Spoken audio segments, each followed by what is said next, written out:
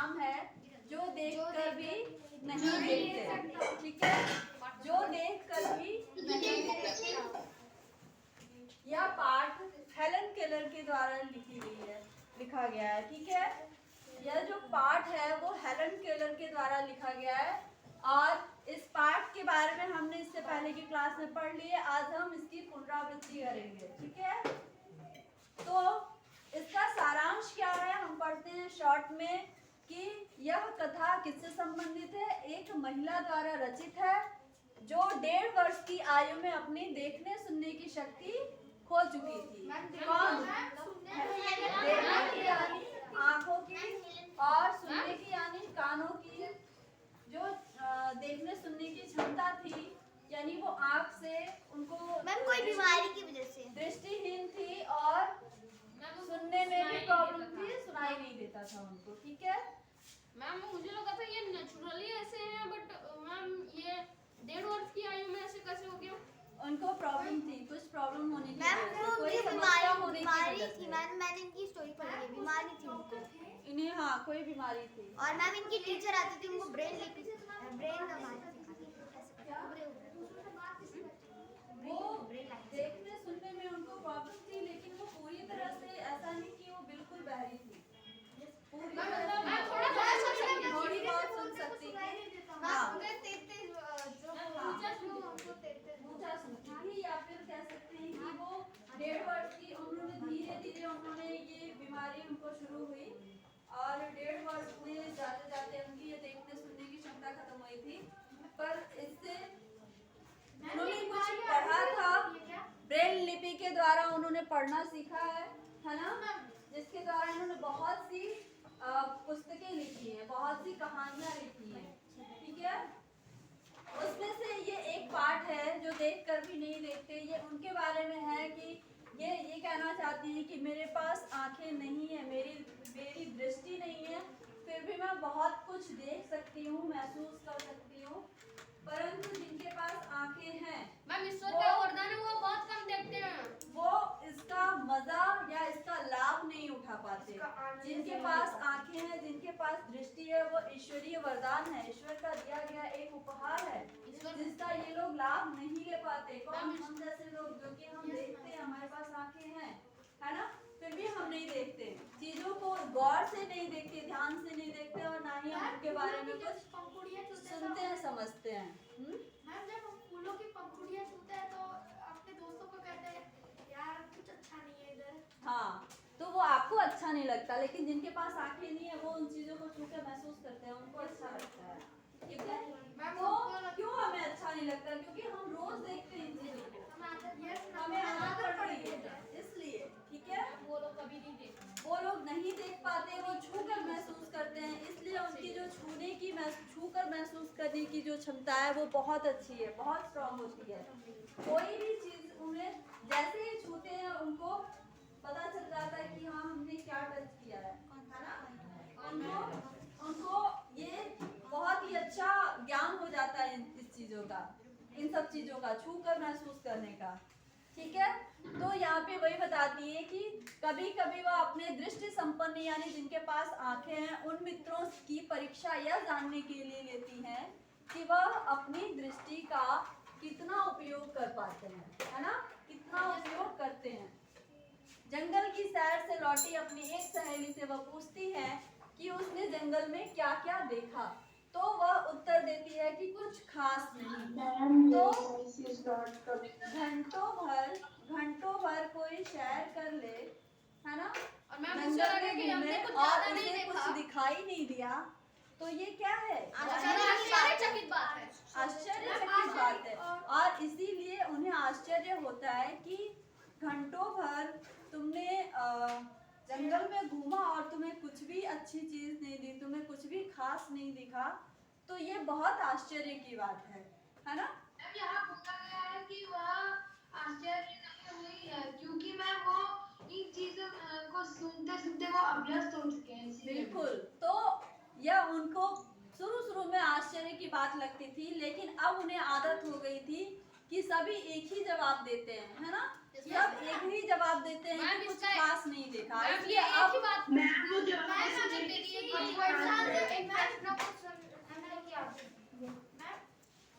हाँ अगर किसी इंसान से पूछ लिया जाए कि तुमने जंगल में क्या क्या देखा था, वो बोलेंगे कुछ खास तो नहीं या कुछ नहीं देखा, ऐसा ही बोलते हैं वो। हाँ, क्यों? हम भी कहीं घूमने जाते हैं तो हमें भी कुछ चीजें खास नहीं लगती, हम पहली बार भी कहीं घूमने जाते हैं। बहुत बार देख चुके होते हैं। हाँ ठीक है, तो ये हमारे देखने का नजरिया है ना, यस मैम। कि हमें कोई चीज खास नहीं लगती है, ठीक है।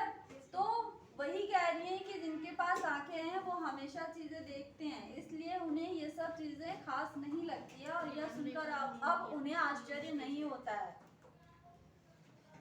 मैम क्योंकि यह सुनकर अब उन्हें आश्चर्य नहीं होता है, ठीक है, क्योंकि अक्सर उन्हें ऐसे ही जवाब सुनने को मिला करते थे।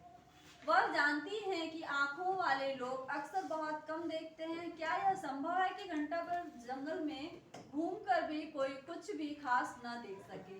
वह स्वयं अपनी बात कहती हैं कि प्रकृति में विद्यमान सैकड़ों रोचक चीजों को वह छूकर पहचान सकती हैं, जैसे पेड़ों की पत्तियां, फूलों की घुमावदार बनावट आदि, है ना। इनके स्पर्श से उसे अत्यंत खुशी होती है। चिड़िया के मधुर स्वर, झरने के बहते पानी को उंगलियों के बीच महसूस करना और बदलता हुआ मौसम उसे अपार खुशी प्रदान करते हैं। कभी कभी वह प्रकृति की इस सुंदरता को देखने के लिए अत्यधिक बेचैन हो जाती हैं। उन्हें बहुत दुख होता है कि उनके पास आंखें नहीं हैं, और वो बहुत दुखी महसूस करती हैं, बेचैन हो उठती हैं कि उनका भी मन करता है इस प्रकृति की सुंदरता को देखने का, ठीक है। वह कहती हैं कि आंखों वाले लोग इन चीजों को इस तरह क्यों नहीं देखते, जैसे मैं देखती हूँ, जैसे मैं महसूस करती हूँ, वैसे जिनके पास आंखें हैं वो क्यों नहीं मेरी तरह देखते, क्यों नहीं महसूस करते, है ना। मनुष्य कभी उन चीजों की कदर नहीं करता, बिल्कुल सही। जिनके पास जो चीज है उस चीज की कदर नहीं करते हम, है ना।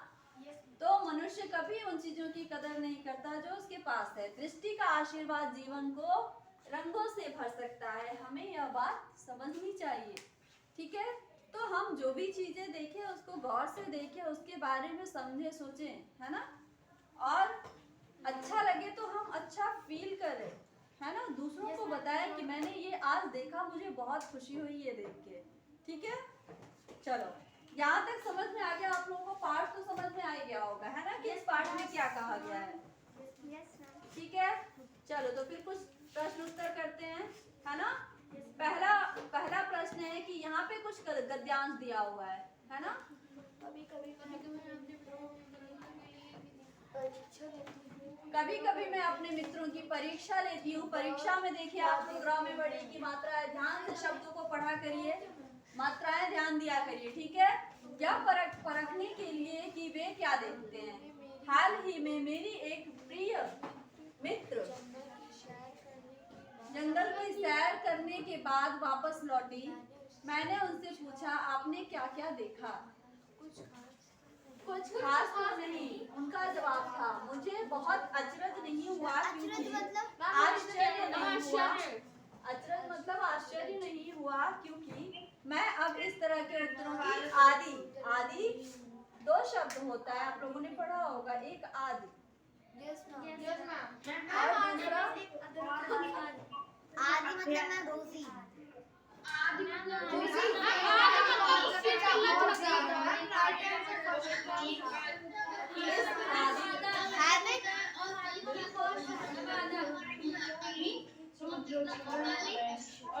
आदत या अभ्यस्त होना।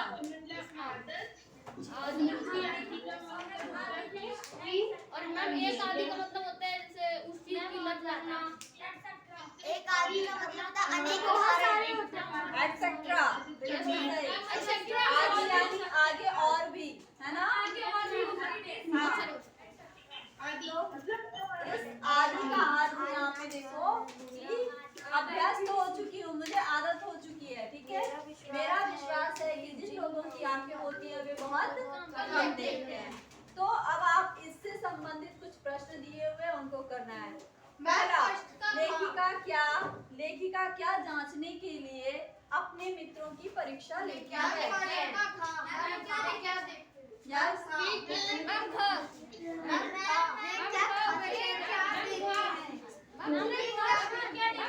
बिल्कुल, वे क्या देखते हैं। Sit down everyone, sit down.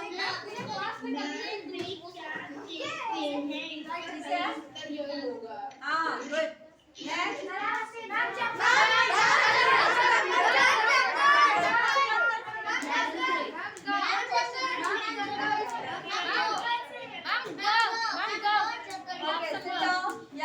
ग जंगल से। लेखिका की सहेली कहाँ से सैर करने लौटी थी? पहले प्रश्न पढ़ने दो आप लोग। सिट डाउन एवरीवन, शोर नहीं करना है।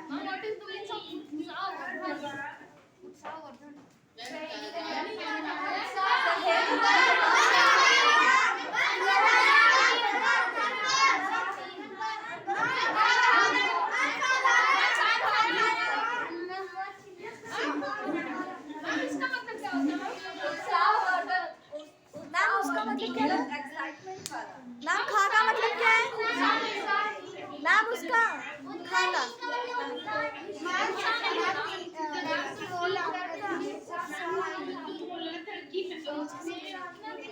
तीसरे का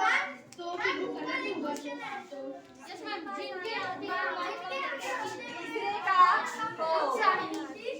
यस मैम। तीसरे का खो। क्योंकि साधारण खाने उत्साह नहीं है।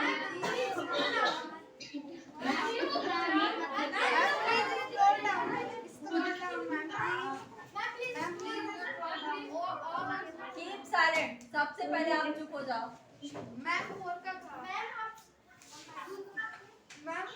सबसे पहले प्रश्न पूछूंगी, उसके बाद आप लोग उत्तर।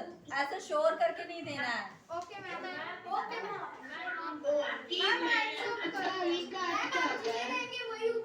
ओके, उत्साहहीन का मतलब होता है कि उत्साह से भरा हुआ न होना, है ना। बिल्कुल बिल्कुल जैसे हम डेली बोलते हैं वैसे, है ना। हाँ, तो उत्साह वाला नहीं था। सहेली का जो जवाब था वो उत्साहहीन था। वो जंगल घूमने गई थी, फिर भी वहाँ पे कुछ अच्छा नहीं देखा। उसका जवाब उत्साहहीन था। चौथा प्रश्न है, जिनकी आंखें होती हैं वे बहुत कम देखते हैं, क्योंकि वे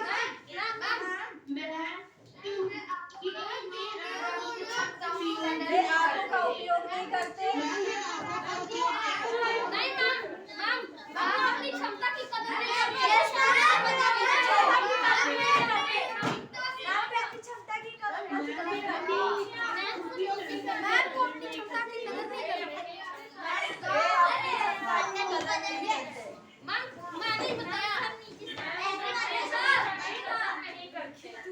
रहने दे, अब आगे नहीं पढ़े फिर। पढ़ना है नहीं पढ़ना? पढ़ना है तो ऐसे शोर करके नहीं पढ़ना है, ठीक है।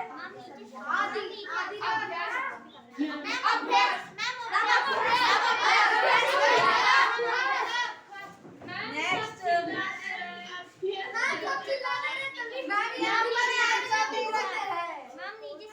यहाँ आंसर दिया होगा। मैम तभी आप इसको नहीं दिखा रही थी। तभी आप इसको नहीं दिखा रही थी। वहाँ पर भी है मैम, उसी रेस का टिकट। ओ इसी वजह से मैम को मालूम था। चलो नेक्स्ट कभी आगे पढ़े। Yes ma'am. फिर कुछ गद्यांश दिए हुए हैं, कुछ गद्यांश दिया हुआ है ना। कभी कभी मेरा दिल, इन सब चीजों को देखने के लिए आप लोग ध्यान से पढ़िए, ध्यान से पढ़िए। मैम मच्छर उठता है मतलब उभरना। मच्छर उठना मतलब उभरना। मैम मच्छर उठता है मतलब मैम बहुत ज्यादा खुश होना। मैम मुझे इसकी वजह से दिखाई नहीं दे रहा। आगे बैठो, जहाँ बैठो।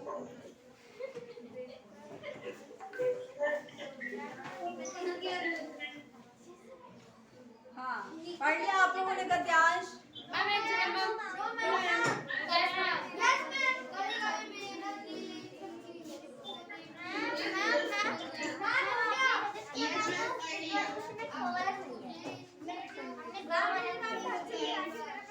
तुम्हारे क्वेश्चन में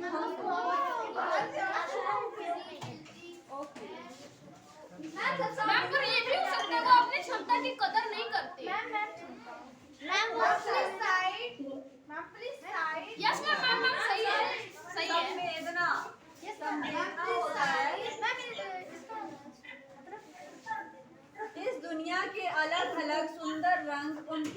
संवेदना को नहीं छूते। संवेदना यानी भावना। मैम भावनाओं को नहीं छूते। मैम हो गया।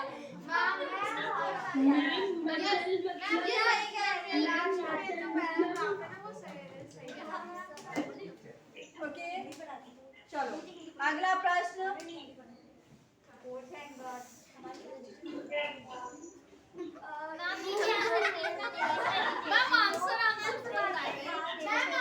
पहला क्वेश्चन रहने देते हैं, नेक्स्ट दूसरा क्वेश्चन। विभिन्न प्रकार की प्राकृतिक चीजों को छूने से लेखिका को कैसा महसूस होता है?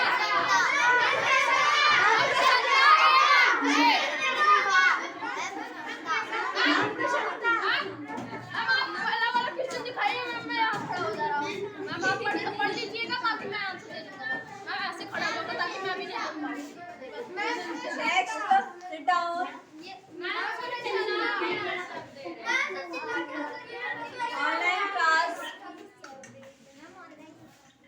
ऑनलाइन क्लास आप लोगों को प्रश्न समझ में आया?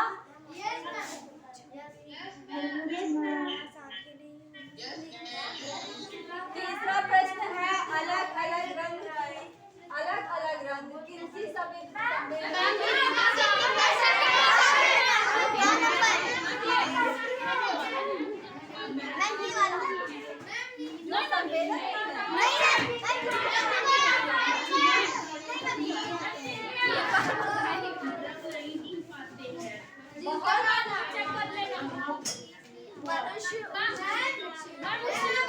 किसी मनुष्य उस चीज की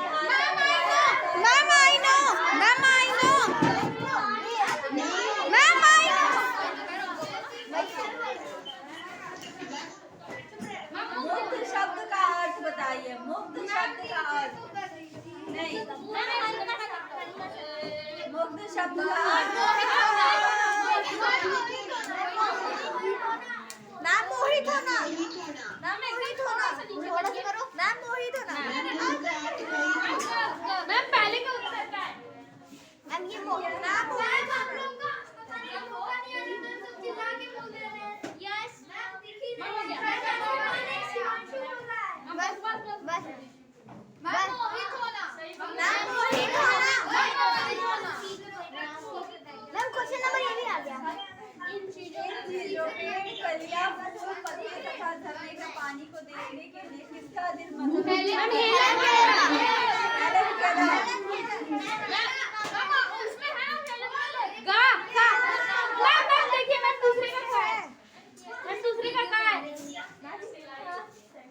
मैम मैंने सही बोला था।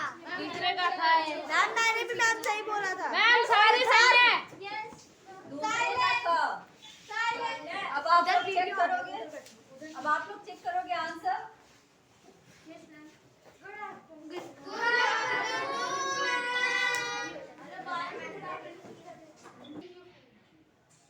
अगला प्रश्न।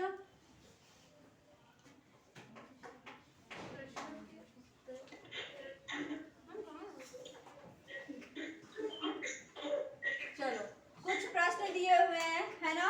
यहाँ पे ये आप लोगों के सामने गद्यांश है, ठीक है? हाँ बिल्कुल पढ़ो आप लोग गद्यांश को, मन में पढ़ोगे आप लोग, मन में पढ़ो। फिर इनसे संबंधित कुछ प्रश्न है उसके उत्तर देना है, पढ़ो आप भी।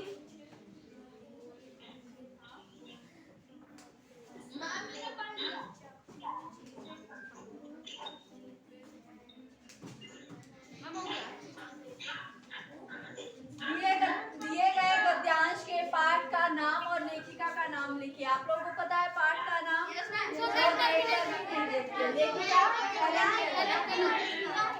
ठीक है। दूसरा प्रश्न है लेखिका को क्या असंभव लगता है? क्या असंभव लगता है लेखिका को? कौन बताएगा? अब बताओ, आप लोग ऑप्शन मिल रहे थे, बहुत कूद रहे थे आप। लेखिका को क्या असंभव लगता है? वो घंटा भर जंगल में घूमते हैं फिर भी कोई चीज नहीं सब देखते हैं। मैम ये असंभव है। मैम ये असंभव है।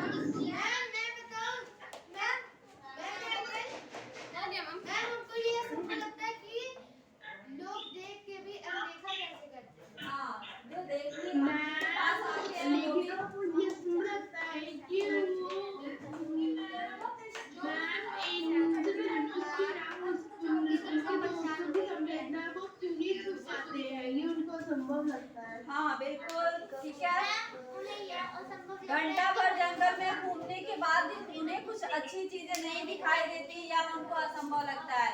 तीसरा प्रश्न है, लेखिका को दिखाई नहीं देता फिर भी वह किन चीजों को पहचान लेती है और कैसे? किन चीजों को?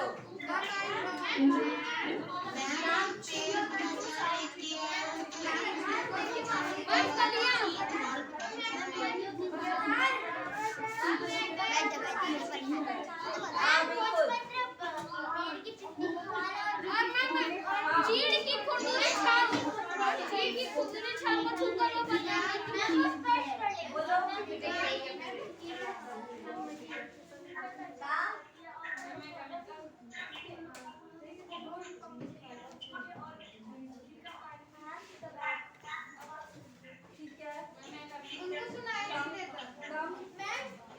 देखो, वो भोजपत्र के पेड़ की चिकनी छाल और चीड़ की खुरदरी छाल को स्पर्श करके पहचान लेती थी। ठीक है, भोजपत्र पेड़ होता है, जंगली पेड़ है ना।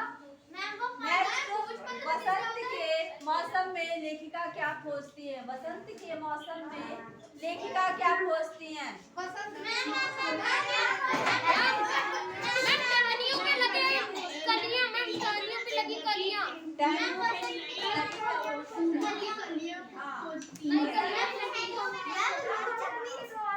रोचक। अच्छा,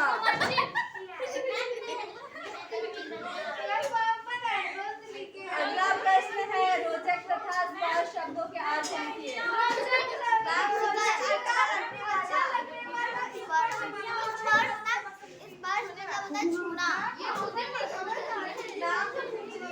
नेक्स्ट,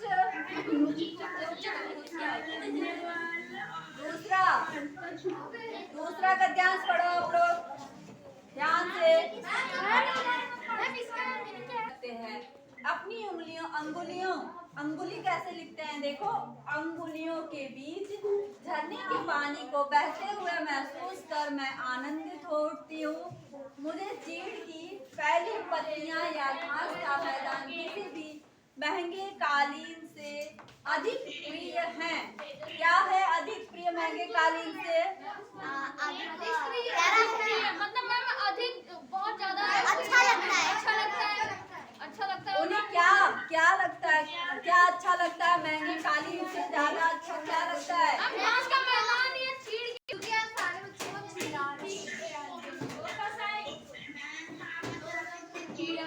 ओके, आप लोग होमवर्क नोट करो।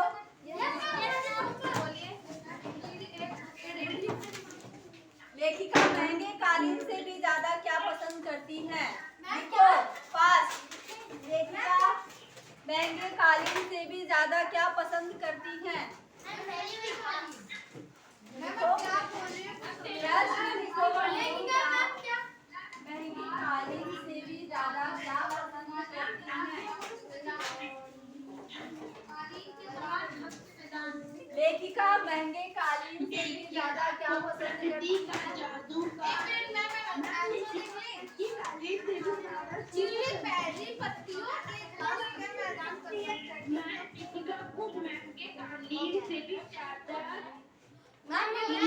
घास के मैदान और चीड़ की फैली हुई पत्तियां। ये 3 प्रश्न आप लोग नोट कर लो। मैम कौन सा?